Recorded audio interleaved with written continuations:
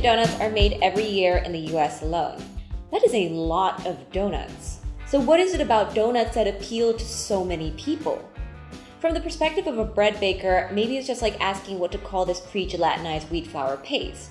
Is it tangzhong, yudane, or water roux? There's definitely more than one answer. Maybe one of the answers is in the overall experience of eating a donut. Because while we say donuts taste good, it's actually more than just that.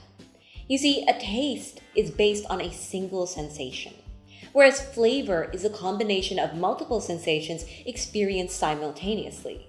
And donuts are very flavorful with a wide variety of sensory attributes. And to top that, there's a donut for everyone, with countless different types of donuts out there suiting all sorts of personal tastes. And mochi donuts are one type that are on the rise. They're especially well known for being fluffy and soft with a very satisfying chew, which shouldn't be unexpected going off of the mochi in its name. Donuts that have a texture like the famous Japanese dessert, mochi.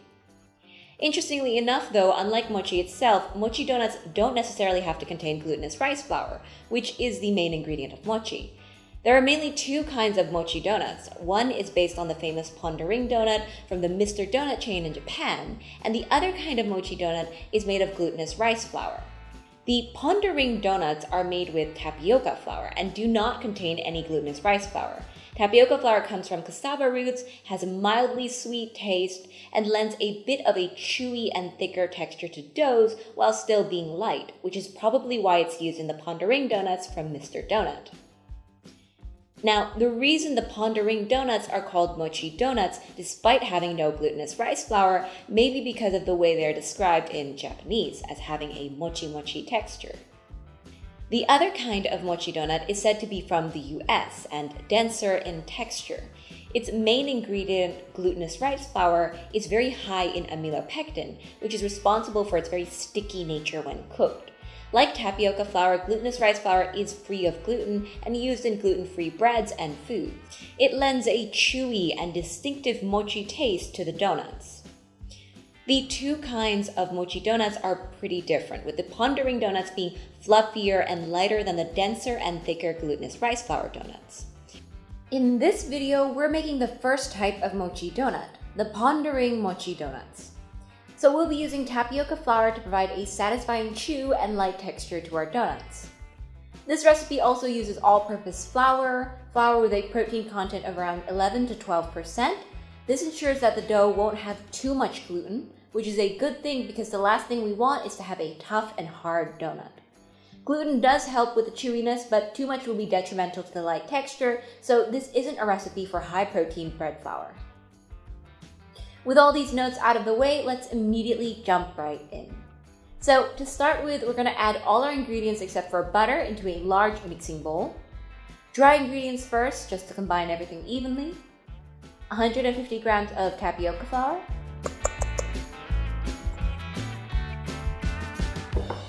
100 grams of all-purpose flour.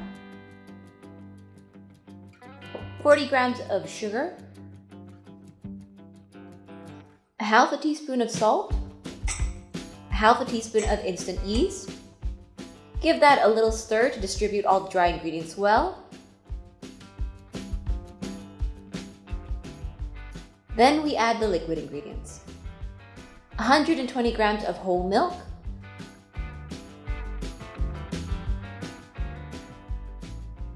1 large egg.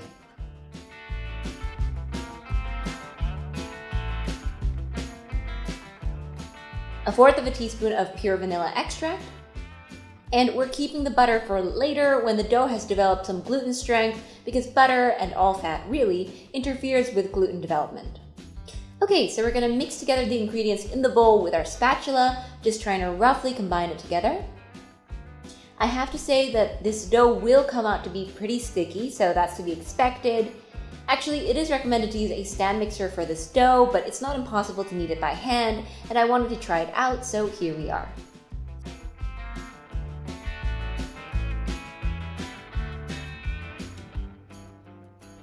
As soon as the ingredients have been combined into a dry lump, we want to turn the dough out onto the table and start properly kneading it. We want to stretch it out forward, not pushing too hard down or ripping it. That's going to make a sticky mess that'll never come together. So we'll use lighter motions instead to stretch it forward and then fold it back. We'll keep kneading it until it's developed some gluten, like this. Then we're going to add in the butter, 25 grams of butter. And don't be surprised, this is going to be messy. The butter is going to take a while to mix into the dough. It's going to be very slippery. And we want to do our best to fold the butter into the dough so that it doesn't end up spreading all over the counter. Same kneading motions as before, and we're also tucking the butter in. We now just want to keep kneading the dough until it fully absorbs the butter and looks smooth and well mixed. This dough is actually a bit stickier and taking longer to knead than normal. That could be because the egg was heavier this time. I thought it would be okay, but seeing how liquid this feels, maybe it's a little too wet. I also think that I didn't knead it enough before adding the butter, so it's taking longer to develop gluten right now, especially with the fat interfering. These two reasons are probably why the dough is taking longer to knead and is a bit more slack than I expected. It's alright though, I'll just continue kneading. If you face the same thing at home, you could add just a little bit of flour to balance out the extra water from the egg. Again, do note though that even with enough kneading, this dough will have a very soft, light, and pretty sticky texture, which isn't surprising. A lot of donut doughs are like that. It's just necessary to make a light and fluffy donut. It comes with the territory, so don't mind the dough. Okay, this dough looks smooth enough, but just to make sure it's done, we're going to do a window pane test on it by directly taking a small piece and then try to stretch it out thin enough for light to pass through. And as you can see, it passes the test with flying colors. You pretty much only get this kind of extreme sensibility with enough fat in the dough. Looks very good, so the dough is pretty much done and we can continue. Just before we get back to the dough, we're going to quickly oil a bowl for the dough to rest in. Make sure to line it well, this dough is sticky. We'll just roughly gather the dough, and then we're going to put it inside the bowl we prepared, flip it to coat it with oil, cover it, and leave it to bulk ferment for 45 minutes or until it doubles in size. The timing of this kind of fermentation does depend on your room temperature, so make sure you keep an eye on your dough. While the dough bulk ferments, we're going to take the time to prepare 8 square parchment paper sheets, each sheet for each donut. This recipe makes 8, and we need the baking sheet for when we shape the donuts later. Alright, once the bulk fermentation is done and the dough is already at least double in size, we're going to prepare some flour, dust the work surface and our hands well. Then we're getting the dough out of the bowl and transferring it to the floured surface.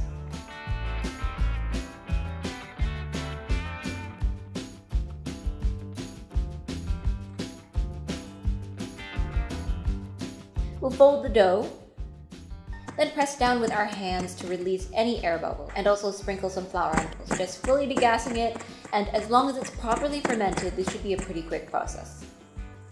We now want to form the dough into a rough log shape, just to make it easier to divide evenly.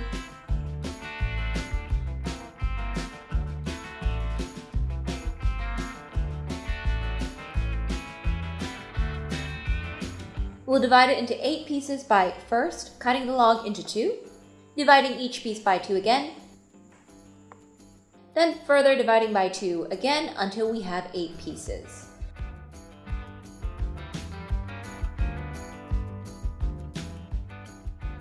We'll also scale the dough pieces just to make sure they're even. Each should weigh somewhere around 60 to 61 grams.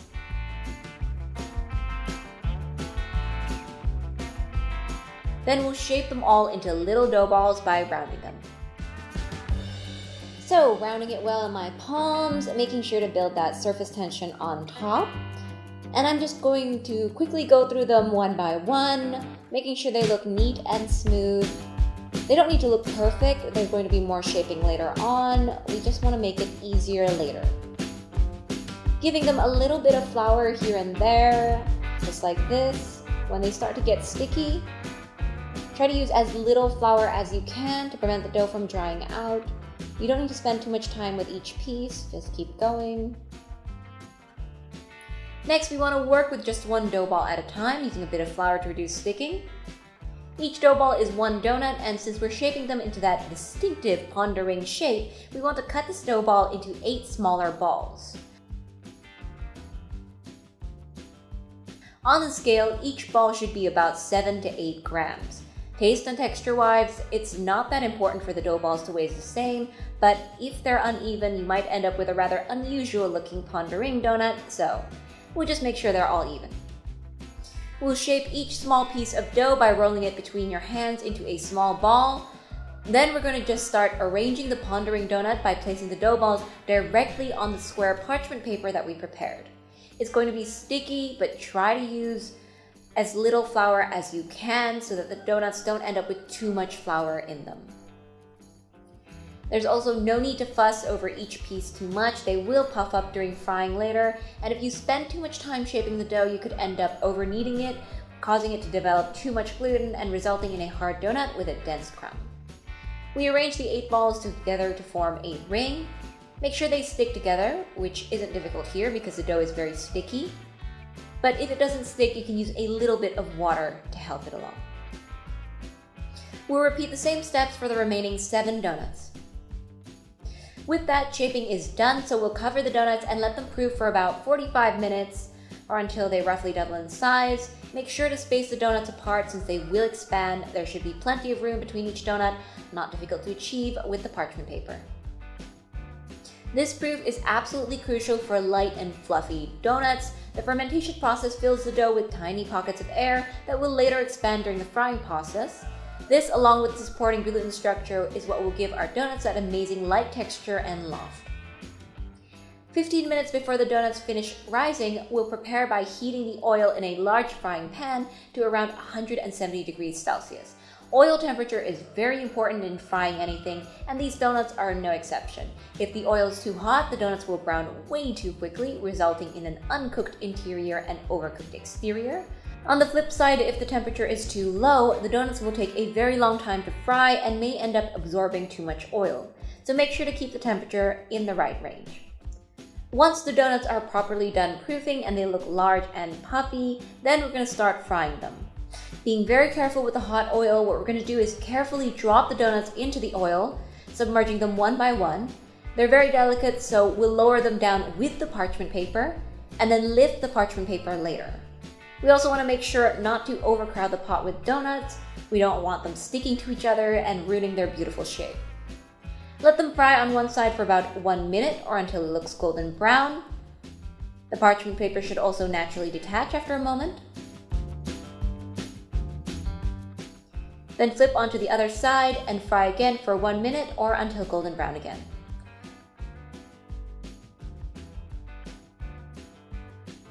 Once they're done frying, we'll lift and transfer them to a wire rack immediately to drain the excess oil and let them cool.